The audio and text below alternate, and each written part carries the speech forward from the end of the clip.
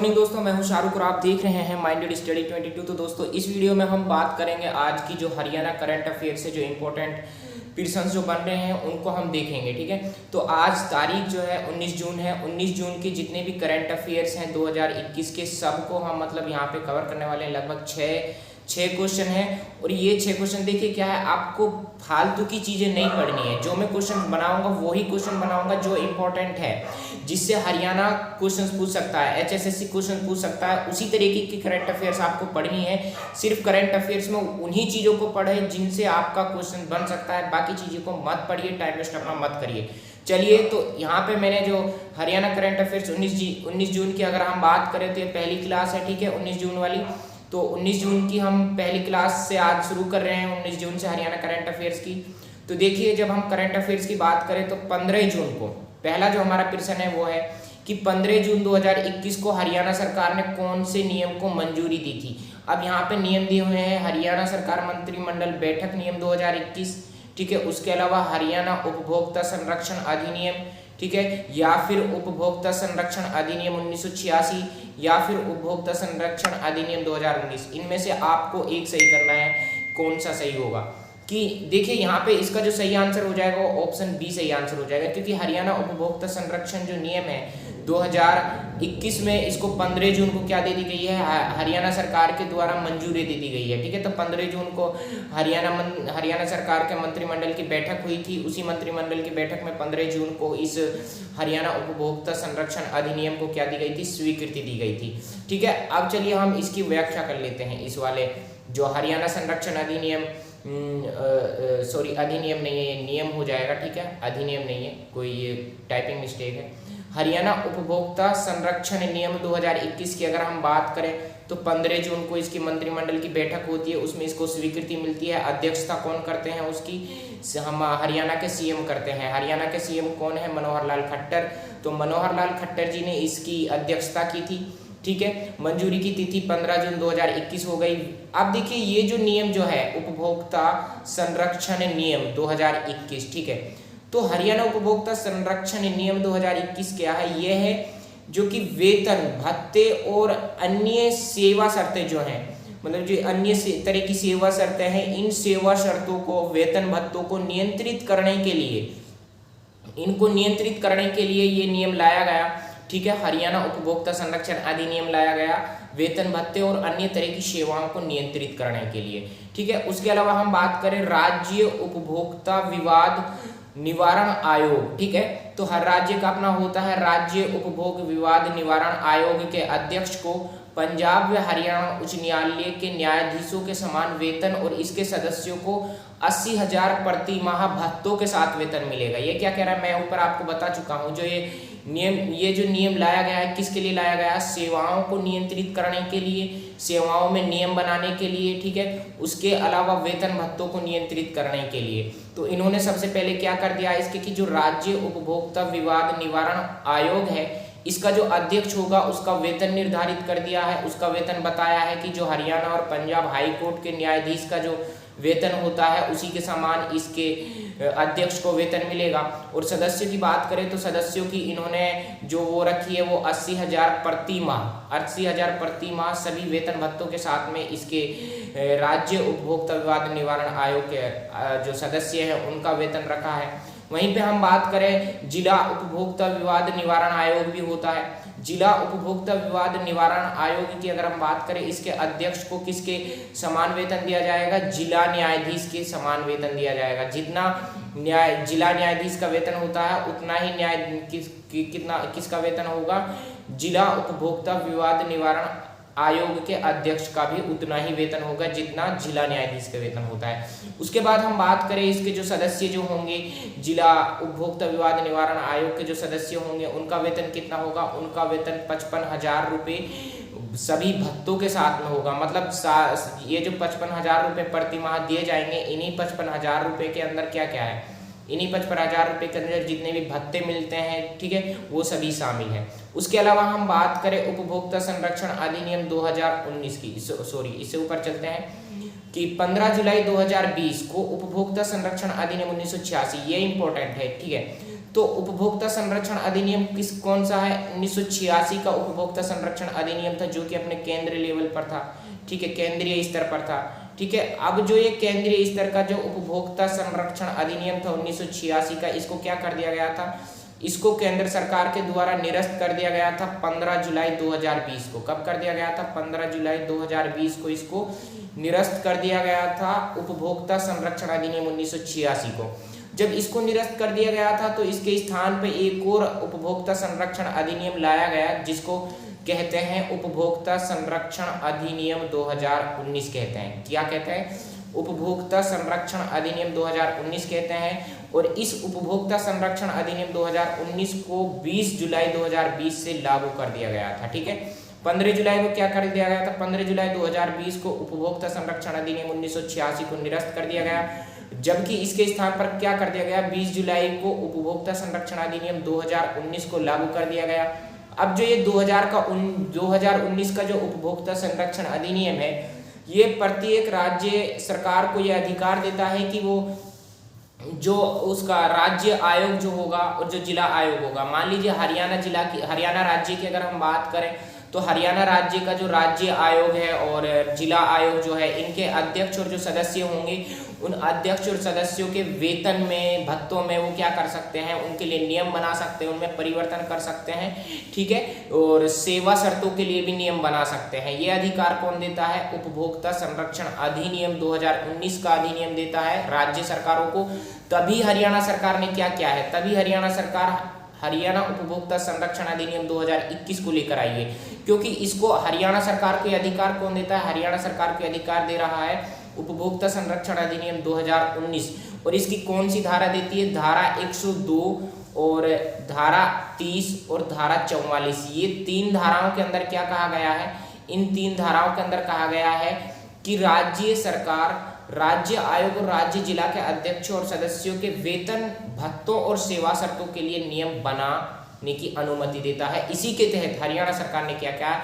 जो ये मनोहर लाल खट्टर का जो ये मंत्रिमंडल था, जो ये फैसला ले पाया है, क्यों ले पाया है? क्योंकि उसको यह अधिकार उपभोक्ता संरक्षण अधिनियम 2019 का ये अधिकार देता है, ये अनुमति देता है, तभी उसने ये निर्णय लिया है। आशा करता हूँ ये क्वेश्चन आपको अच्छा समझ में आ गया होगा और बहुत ज़्यादा इंपॉर्टेंट है। इसी तरीके से क्वेश्चन उठाए जाते हैं कभी भी कॉम्पिटिटिव एग्जाम में, आप देखोगे, ठीक है। एक्स्ट्रा चीज़ें मत पढ़िए, वही पढ़िए जो आपकी ज़रूरत है। चलिए अब हम बात करते हैं अगले प्रश्न पर। दूसरा क्वेश्चन है हमारा, निम्नलिखित में से हरियाणा की कितनी महिला हॉकी खिलाड़ियों को टोक्यो ओलंपिक 2021 में खेलने का मौका मिला है?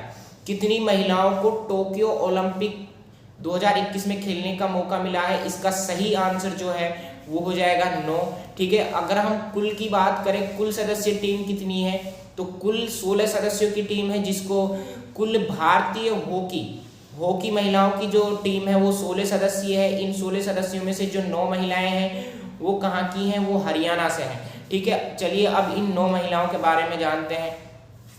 इनमें से एक क्वेश्चन पूछ सकता है, ठीक है। हाल ही में जो एग्जाम आने वाले हैं उनमें एक क्वेश्चन पूछ सकता है, किसी का एक का भी नाम दे देगा।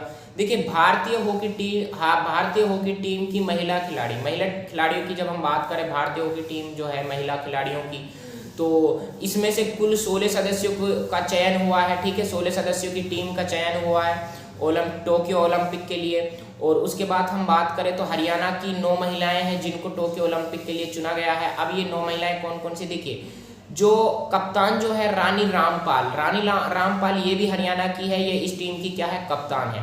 तो रानी रामपाल हो गई, नवजीत कौर हो गई और नवजोत कौर हो गई, ठीक है। नवजीत कौर और नवजोत कौर हो गई। ये जो 3 महिलाएं हैं, ठीक है, ये 3 महिलाएं जो हैं ये कहाँ से बिलोंग करती हैं? ये कुरुक्षेत्र से बिलोंग करती हैं, ठीक है। तो कुरुक्षेत्र से इनका संबंध है। रानी रामपाल, ठीक है, जो कि महिला भारतीय हॉकी टीम की कप्तान है। उसके बाद नवजीत कौर जो है ये भी कुरुक्षेत्र से संबंध रखती हैं, और नवजोत जो कौर है ये भी कहाँ से संबंध रखती है? ये भी कुरुक्षेत्र से रखती है। उसके बाद हम बात करें नेहा मलिक, निशा और मोनिका गोयल की बात करें तो ये तीनों सोनीपत से बिलोंग करती हैं, ठीक है। ये कहाँ से बिलोंग करती है? सोनीपत से बिलोंग करती है। मोनिका गोयल, निशा हो गई, नेहा मलिक हो गई।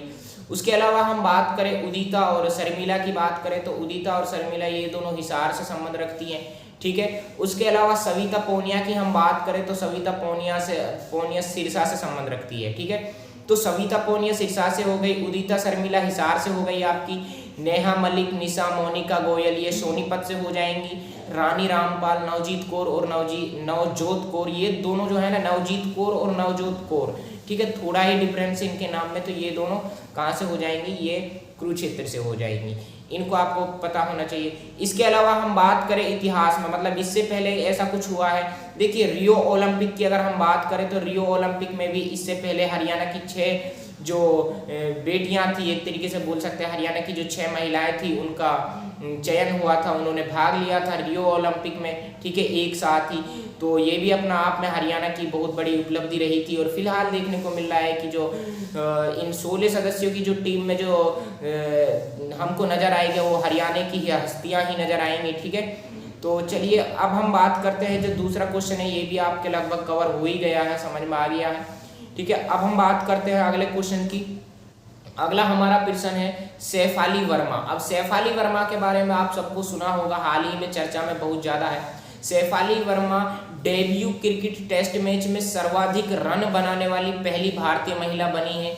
इनका संबंध हरियाणा के कौन से जिले से है, ठीक है। तो इसका सही आंसर हो जाएगा रोहतक। तो इसका संबंध हरियाणा के रोहतक जिले से है। तो अब हम इसकी बात करें सैफ अली वर्मा की, तो सैफ अली वर्मा ने हाल ही में क्या है, डेब्यू क्रिकेट टेस्ट मैच में सर्वाधिक रन बनाने वाली पहली भारतीय महिला बन चुकी है, ठीक है। और उसके अलावा हम बात करें इससे पहला भारत में ऐसा किसने किया था, सचिन तेंदुलकर, जो कि भारतीय क्रिकेट में जिनका अच्छा खासा नाम है, आप सभी लोग जानते हैं सचिन तेंदुलकर को।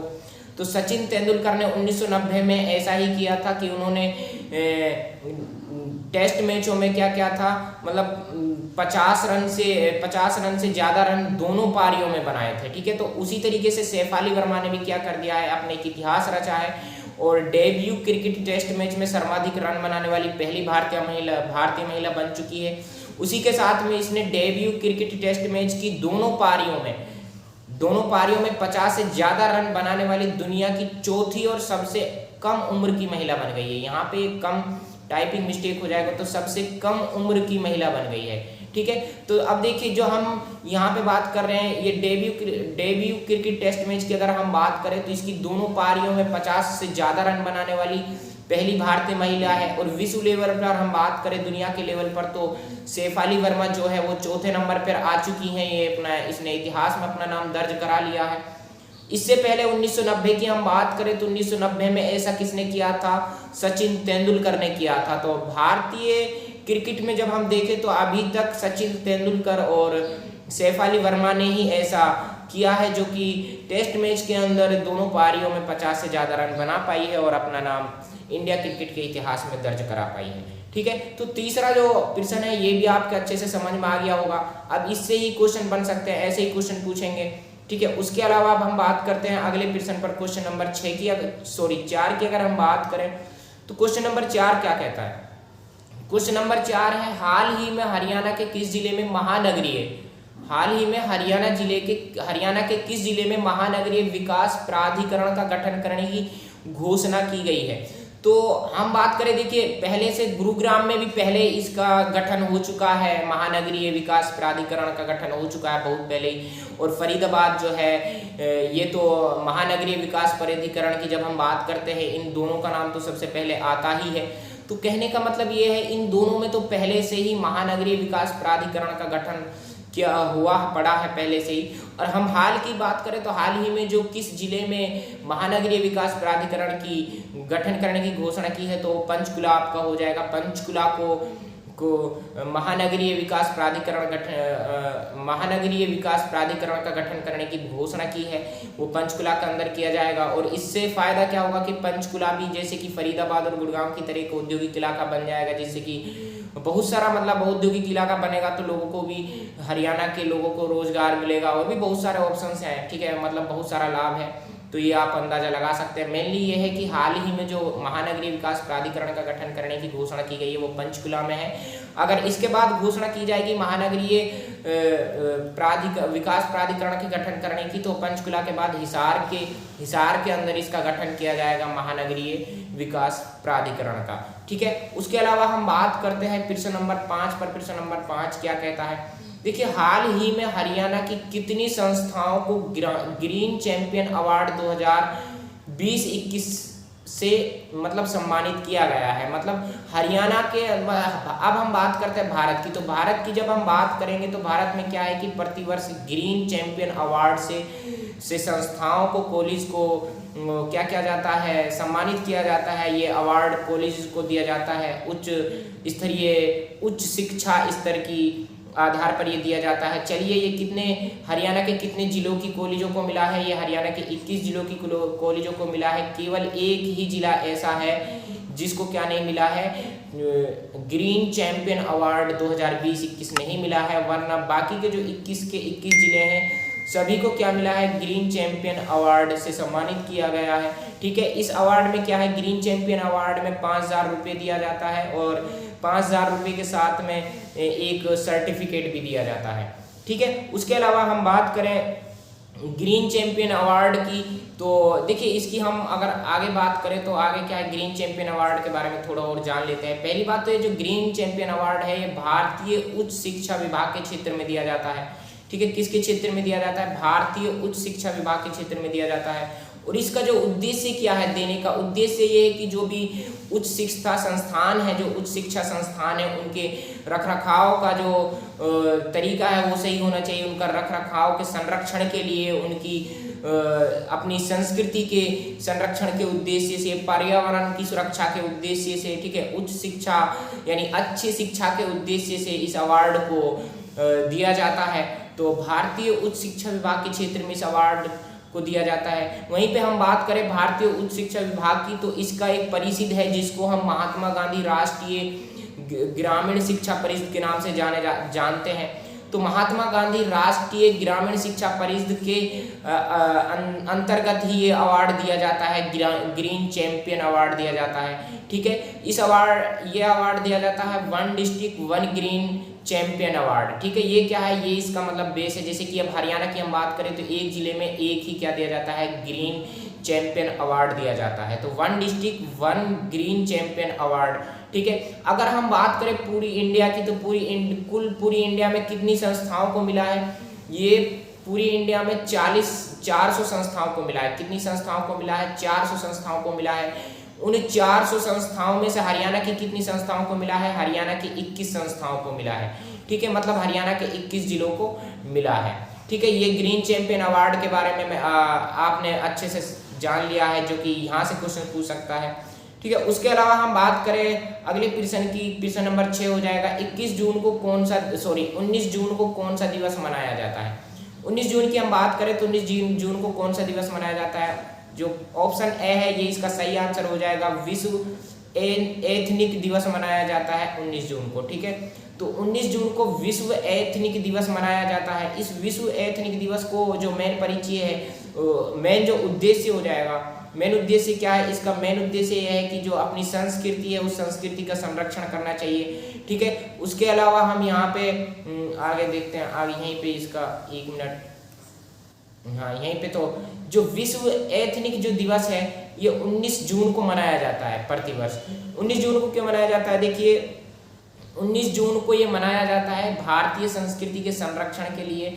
ठीक है, ये इसका मेनली उद्देश्य है। और एक अभी 2019 में जो इसका ब्रांड एम्बेसडर बनाया गया था, वो किसको बनाया गया था, वो भारतीय महिला अभिनेत्री को बनाया गया था। ठीक है, मतलब एक भारतीय महिला थी, भारतीय महिला अभिनेत्री को बनाया गया था। ठीक है, शायद उसका मेरा नाम याद नहीं आ रहा है, तो 2019 में उसको बनाया गया था।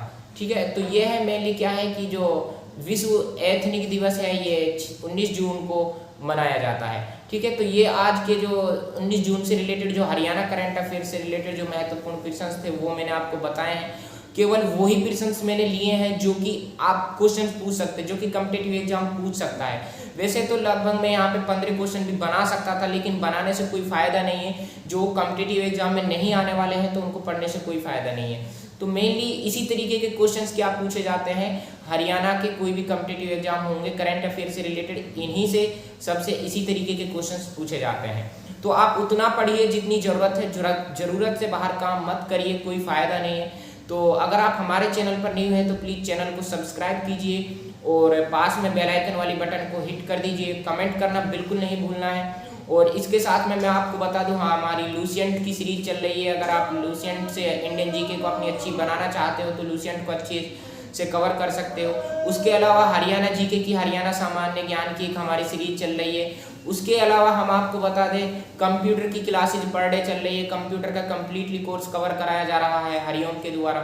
उसके अलावा हम बात करें आपको हिंदी का, हिंदी व्याकरण भी कम्प्लीटली कवर कराई जा रही है, वो भी आपको हरिओम कवर करा रहे हैं। तो हरिओम सर से आप हिंदी व्याकरण और कंप्यूटर को अच्छे से कवर कर सकते हैं। और जो मैं आपको करा रहा हूँ वो डेली हरियाणा करंट अफेयर्स, और डेली हरियाणा करंट अफेयर्स के साथ में लूसेंट की एक सीरीज चल रही है जिसमें कम्प्लीटली लूसेंट को कवर कराया जाएगा, जिससे कि आपके जो ऑल ओवर इंडिया के बारे में जो जानकारी है वो अच्छी हो जाए। ठीक है, लगभग कॉम्पिटिटिव एग्जाम के लिए लूसेंट को सभी को पढ़ना होता है, उसमें सारे फैक्ट्स दिए होते हैं, उसको पढ़ना जरूरी है। तो आप वहाँ से भी हमारे साथ लूसेंट से भी, लूसेंट वाली जो वीडियोज हैं वहाँ पे भी जुड़ सकते हो, लाइव क्लासेस चल रही हैं। उसके अलावा अगर हम बात करें तो हरियाणा सामान्य ज्ञान, हरियाणा सामान्य ज्ञान की भी क्लासेस जो चल रही हैं वो भी वहीं पे मैं ही अटेंड करता हूँ। तो आप हरियाणा सामान्य ज्ञान वाली क्लास भी जरूर देखा करें, इससे आपको ही अच्छा बेनिफिट होगा। तो चलिए मिलते हैं कल। आज की वीडियो का यहीं पे हम समाप्त करते हैं, और शेयर, लाइक और कमेंट करना बिल्कुल नहीं भूलना है। तो मिलते हैं नेक्स्ट वीडियो में न्यू टॉपिक के साथ।